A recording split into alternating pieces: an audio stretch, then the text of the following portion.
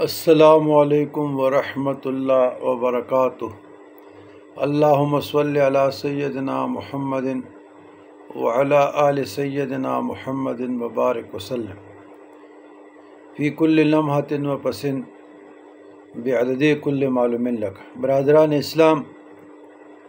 خواص سورہ نساء و فضائل سورہ نساء۔ انشاءاللہ ڈسکرپشن میں اس کے ساتھ ایک چھوٹا سا مضمون آ جائے گا، تو وہاں آپ لوگ ملاحظہ فرمائیے گا۔ جو کوئی عورت یا مرد اس کا کریکٹر، اس کا کردار لوز ہو، تو بزرگان دین کے مجربات میں سے ہے کہ وہ زوج ہو یا زوجہ ہو، دونوں میں سے کوئی بھی ہو، مرد عورت میں سے، تو اس کو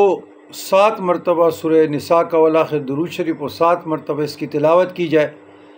اور پانی پر دم کر کے مرد اور عورت دونوں کو پلا دے، انشاءاللہ متقی، پرہیزگار اور پرسا ہو جائے گا۔ اگر مرد عورت کو پلائے، یعنی جسم یا بیوی کے درمیان انڈرسٹینڈنگ نہیں ہے، ذہنی ہم آہنگی نہیں ہے،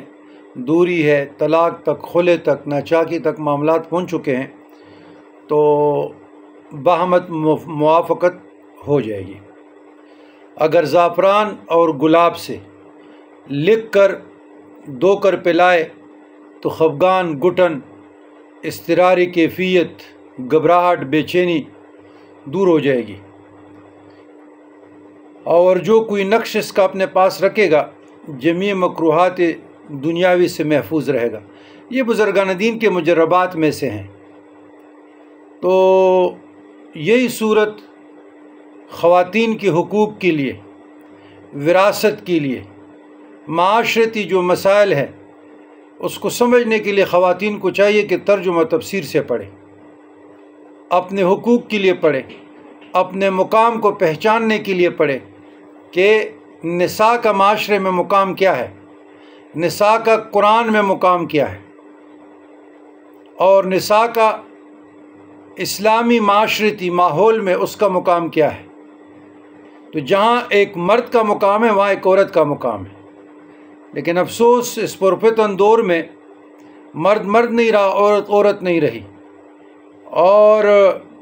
ہم یہی سمجھ رہے ہیں کہ بس یہ ایک پاؤں کی جوتی ہے، عام جو ہمارے پشتون بیلٹ میں، ایسا نہیں ہے،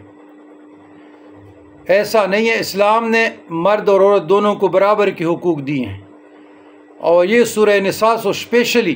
خاص طور پر خواتین کے حقوق سے تعلق رکھتی ہے، خواتین کی وراثت سے، خواتین کے کردار سے۔ تو تمام خواتین جو میرے اسلامی بہنیں اور بیٹیاں ہیں، ان کو چاہیے کہ آپ اگر آج کل تو ہر کسی کے ساتھ موبائل ہے، بربادی تو ہو چکی ہے معاشرے کی،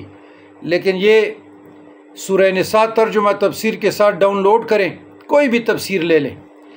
اور وہاں سے سورہ نساء کا شان نزول، مفہوم، تو اس کو سمجھے، اس میں خواتین کے لیے بڑا پیغام ہے، اور بار بار پڑھے، تو انشاءاللہ فائدہ رہے گا، اور آپ اپنے مقام کو پہچاننے کی جو آپ کے اندر جو صلاحیت ہے اجاگر ہو جائے گی،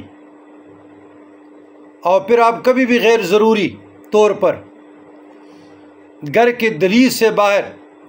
قدم نہیں رکھیں گے۔ تو خواتین کے لیے پردہ آیا ہے، تو آپ بڑی چادر کے ساتھ، عبائے کے ساتھ، اور ایسے کپڑوں کو پہنیں۔ خواتین کا یہ انگوٹھے سے لے کر سر کے بال تک،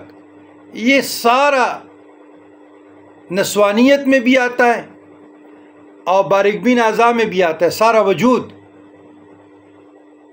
کچھ اعضاء محسوسہ نہیں، جتنے بھی خواتین ہیں ان کا سارا وجود پردہ ہے۔ تو آپ لوگ ایسے کپڑے پہنیں جس میں آپ کے اعضاء ٹائٹ کپڑے نہ ہو کہ اس میں اٹریکشن ہو، اور یہی بربادی ہے معاشرے کی، یہی بندے کو گمراہی کی طرف لے جاتی ہے۔ تو تنگ کپڑوں سے گریز کریں، کلے بالوں پرنے سے گریز کریں، کوشش کیجئے گا کہ آپ گھر میں بھی اسکارف کے ساتھ دوپٹے کے ساتھ رہیں، کپڑے کو تھوڑا سا کھلا رکھیں، اور باہر اگر کوئی آفس میں جاتا ہے، اسکول میں جاتا ہے، کوئی پروفیسر ہے، جو بھی ہے، تو بڑی چادر میں جائیں تو اس میں کوئی حرج نہیں ہے۔ لیکن جہاں تک قرآن مجید فرقان حمید اسلام اور پردہ، تو اس کا خواتین کو خیال رکھنا چاہیے۔ تو سورہ نور میں ہے، انشاءاللہ وہ بھی آئے گا، تو جہاں خواتین کو نگاہیں نیچے رکھنے کا حکم ہے وہاں مرد کو بھی ہے۔ یہ نہیں کہ مرد مبرہ ہے، سارا الزام خواتین پہ نہیں جی، مرد برابر کے شریک ہے۔ جہاں خاتون کو پردے کا حکم ہے وہاں مرد کو بھی پردے کا حکم ہے، نگاہیں نیچے رکھنے کا حکم ہے۔ تو سورہ نساء ضرور پڑھیں، اپنے بچوں کو پڑھائیں، گھر والوں کو پڑھائیں، بار بار پڑھیں، اس پر تفکر کریں، تدبر کریں، ایک ایک لفظ پہ کہ اللہ کا کلام ہمیں کیا میسج دے رہا ہے۔ اللہ کا کلام جو اللہ کا دستور ہے تمام انسانیت کے لیے، تو آپ سورہ نساء خواتین کے لیے جو آئی